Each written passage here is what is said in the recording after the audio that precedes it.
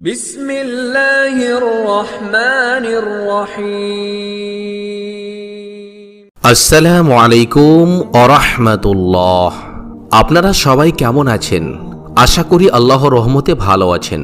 আজকে যে বিষয়ে কথা বলবো তা হলো এমন 4টি হারাম নাম যা কখনোই মুসলমানদের রাখা উচিত নয়। মহান আল্লাহ তাআলার অবারিত নিয়ামতের মধ্যে অন্যতম এবং সর্বশ্রেষ্ঠ নিয়ামত হচ্ছে সুসন্তান। একটি সন্তান জন্মগ্রহণ করার পর পিতামাতার উপর সেই সন্তানের জন্য একটি সুন্দর এবং ইসলামিক নাম রাখা ও আকিকা দেওয়া প্রয়োজন হয়ে পড়ে। কিন্তু নাম রাখতে গিয়ে অনেক সময় পিতামাতার হয়রানির শিকার হতে হয়।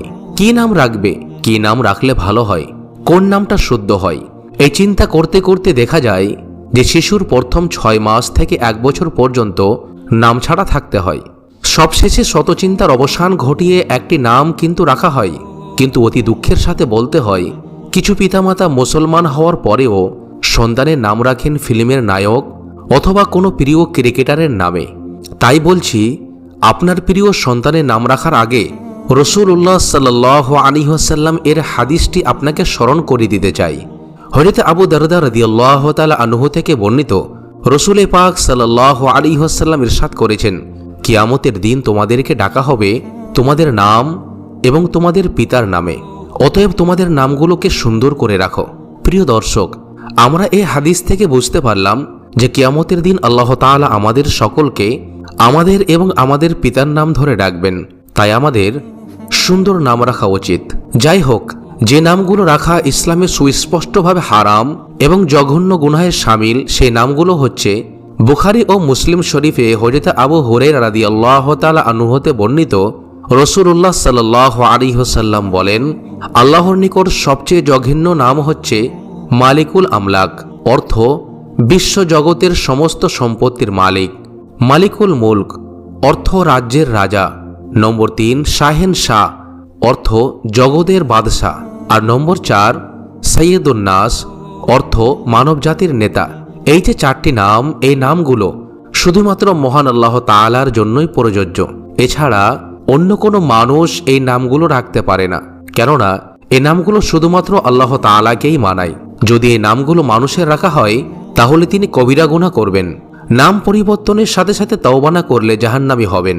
অর্থাৎ কোনো ব্যক্তি যদি ভুলবশত এই নামগুলো রেখে দেন তাহলে তাকে সঙ্গে সঙ্গে এই নামগুলো পরিবর্তন করতে হবে এবং তার সাথে সাথে আল্লাহ তাআলার দরবারে তওবা করতে হবে। কারণ যে নাম দুনিয়াতে একবার রাখা হয়ে যায়, কিয়ামতের দিন পর্যন্ত সেই নাম অক্ষুণ্ণ থেকে যায়। আল্লাহ পাক মানুষের নাম পরিবর্তন করেন না। তাই নাম রাখার ক্ষেত্রে অনেক সচেতন হওয়া প্রয়োজন। সুপ্রিয় দর্শক মণ্ডলী, এখন চলুন আমরা জানব কোন নামগুলো ইসলামের দৃষ্টিতে জায়েজ এবং কোন নামগুলো ইসলামের দৃষ্টিতে জায়েজ নাই।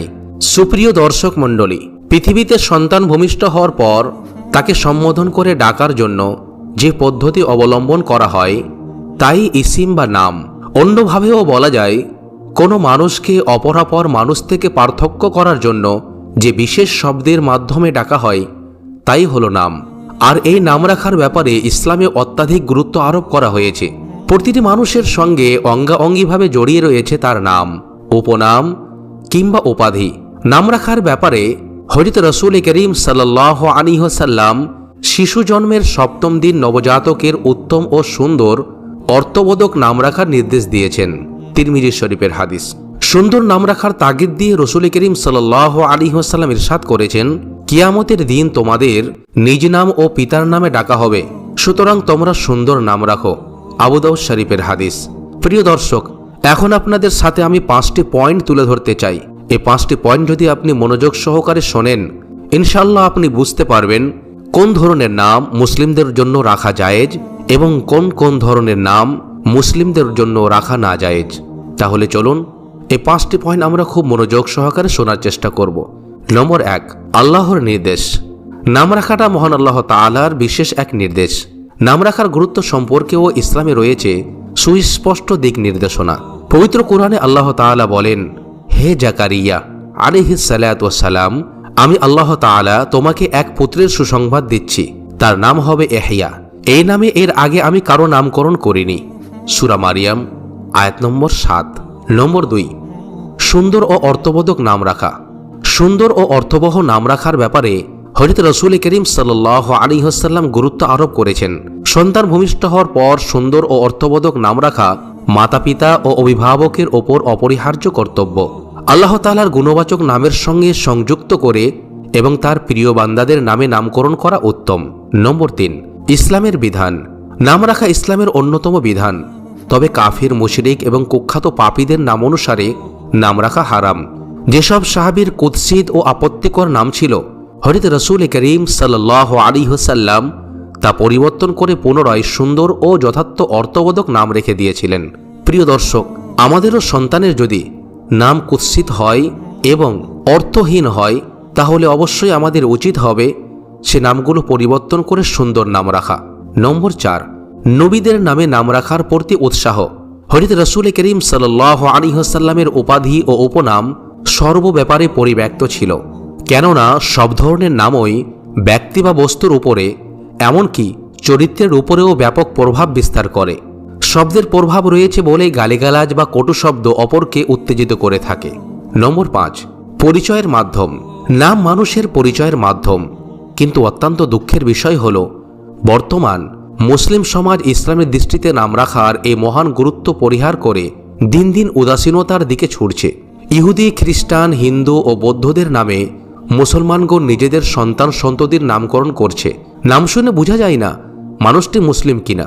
আবার অনেক সময় দেখা যায় মূল নাম আরবি ও অত্যন্ত সুন্দর হলেও পিতামাতা তথা অভিভাবক ডাকনাম এমন শব্দে রেখেছেন যা অনেক ক্ষেত্রে অর্থহীন এবং বিজাতীয় সংস্কৃতির অনুসরণ প্রমাণ করছে। যেমন জর্জ, মাইকেল, জ্যাকার, ডলি, মণি, রতন, বিদ্যুৎ, বিউটি, বল্টু, মন্টু, নান্টু, পিন্টু, রঞ্জন, রবি, শশী ইত্যাদি। একজন মানুষের একটি সুন্দর নাম আছে, আবার ডাকনামের জন্য এই ধরনের অর্থহীন নাম আমরা ব্যবহার করি। এগুলো ইসলামে জায়েজ নাই। এগুলো থেকে আমাদের বেঁচে থাকতে হবে। নাম হলো একজন মানুষের পরিচয়ের অন্যতম মাধ্যম। সেজন্য সুন্দর ও অর্থবোধক নাম রাখা প্রত্যেক পিতামাতা কিংবা অভিভাবক গণের ওপর গুরুতর দায়িত্ব এবং কর্তব্য। তাই আসুন সন্তানের জন্য অর্থহীন কিংবা বিজাতীয় সংস্কৃতির অনুসরণ না করে সুন্দর ও অর্থবহ নাম রাখি। সুপ্রিয় দর্শক মণ্ডলী, মহান রব্বুল আলামিন আল্লাহ তাআলা আমাদের সন্তান সন্ততিদের জন্য সুন্দর অর্থবোধক ইসলামিক নাম রাখার তৌফিক দান করেন। আমিন।